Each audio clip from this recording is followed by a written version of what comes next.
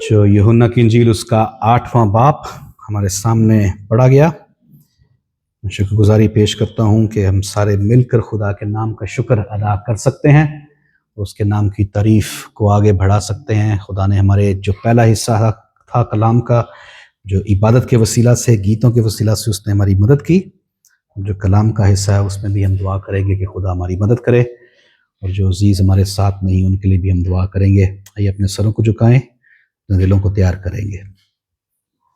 हमारे आसमानी बाप, हम शुक्रगुजार हैं कि हम तेरे कलाम से सैर हो सकते हैं। We thank you our father, we can benefit from your word, the word that is alive, ऐसा कलाम जो जिंदा है, the word that penetrates through our mind and our heart, जो हमारे दिलों को काट देता है।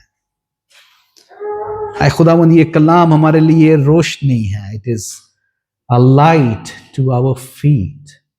जिंदा खुदा का कलाम, the living God's message.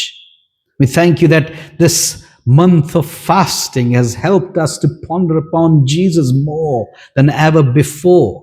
हम शुक्रगुजार हैं कि रोजों के अय्याम में, महीना में हम यीशु की तरफ और खिंचे चले आए, where Jesus is lifted up on high, जहां पर यीशु अल मसीहा ऊंचे पर उठाया जाता है।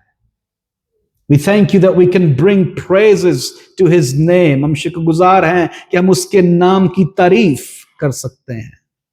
We thank you that your word that helps us to walk a life of faith in Jesus, और तेरा कलाम है जो हमें ईमान के रास्ता पर यीशु में लेकर चलता है।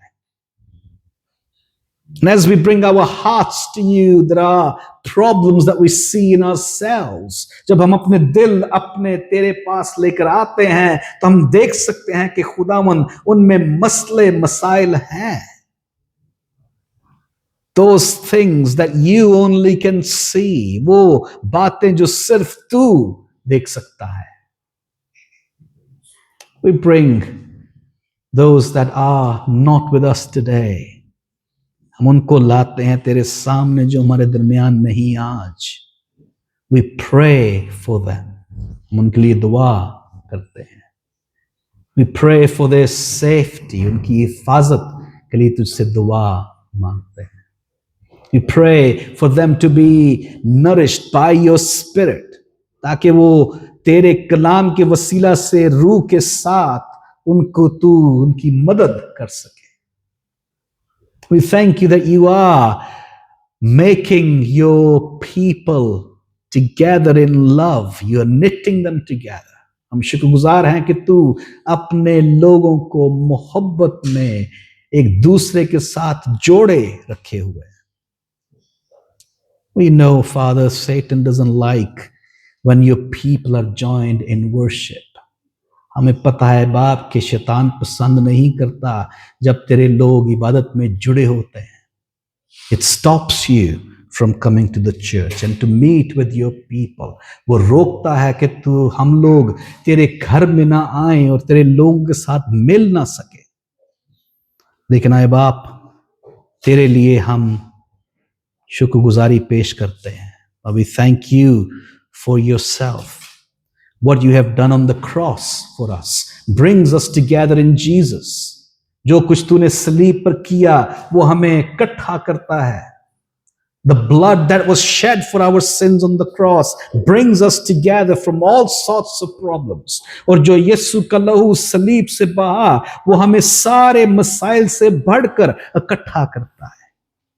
That we may be one in Jesus, कि हम यीशु में एक हो सके। Now as we worship together, you have helped us. जब हमने इबादत की तूने हमारी मदद की, and now we look at your word, you come and abide with us. और जब हम तेरे कलाम को देखते हैं तू आ और हमारे दरमियान मौजूद हो। For we ask these things in your precious son's name, तेरे बेटे यीशु मसीह के नाम से मांग लेते हैं, आमीन। आइए हम जो कलाम का हिस्सा हमारे सामने खोला गया, यूहन्ना की किताब उसका 8वां बाब पहली 11 आयत को देखेंगे।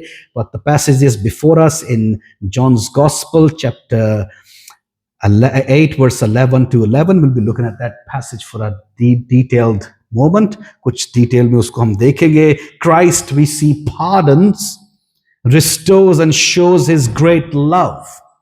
मसीह माफ करता है, बहाल करता है और अपनी अजीम मोहब्बत को जाहिर करता है. How many of you, when growing up as a teenager, your desire was to build a trap? आप में से कितने हैं जब आप नौउम्री में बड़े हो रहे थे, आपकी ख्वाहिश एक जाल बनाने की थी? You would aim to dig a hole with other friends. आप कोशिश करते होंगे कि दूसरे दोस्तों के साथ एक घड़ा खोदा जाए. The ground is shaped and covered with sticks and grass for an animal to be in it, be trapped. और आप जो हैं वो लाठियां इकट्ठी कर उसको जो घास है उसके साथ भर देते थे ताकि जानवर जो है वहां पर गिर सके.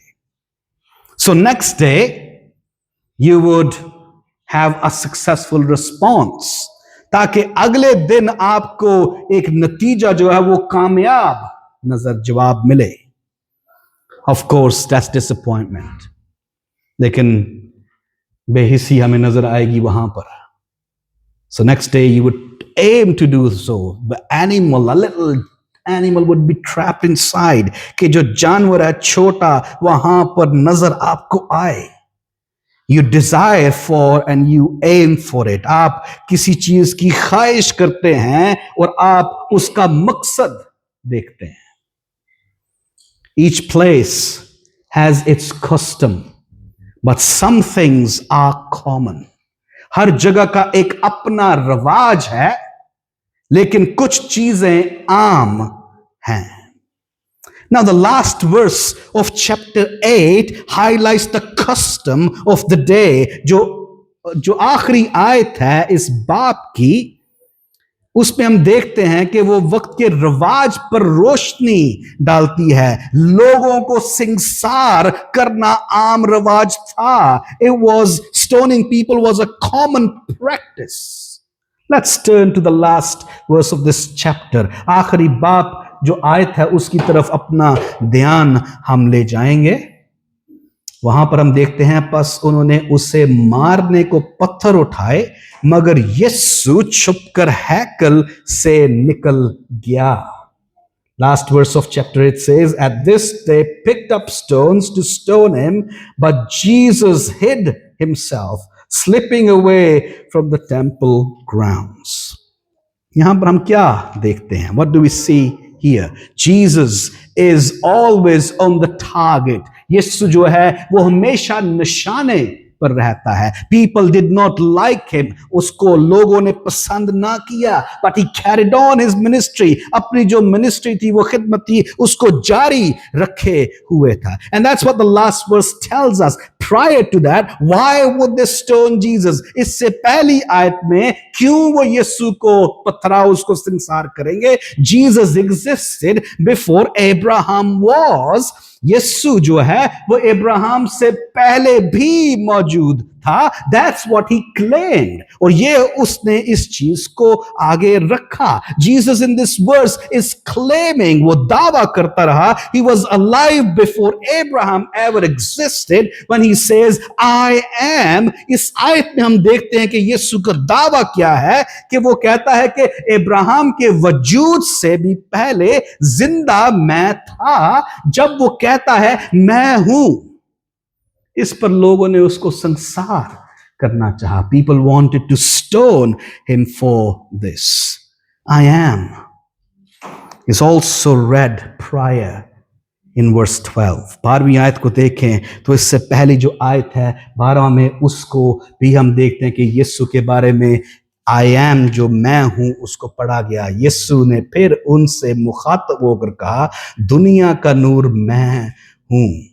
जो मेरी पैरवी करेगा वो अंधेरे में ना चलेगा बल्कि जिंदगी का नूर पाएगा. Verse 12, when Jesus spoke again to the people, he said, I am the light of the world. Whoever follows me will never walk in darkness but will have the light of life.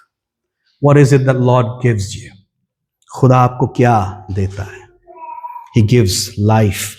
in abundance. वो जिंदगी बहुत बढ़ाकर देता है. He is the light of the world. वो दुनिया का नूर है. That's what we see again after following him. One doesn't remain in darkness. इस पर हम देखते हैं कि इसके पीछे चलने के बाद कोई अंधेरे में नहीं रहता है. None stays in darkness. कोई भी अंधेरे में नहीं चलता. Because you are been exposed to the light. क्योंकि आपको जो रोशनी है वो मिल गई.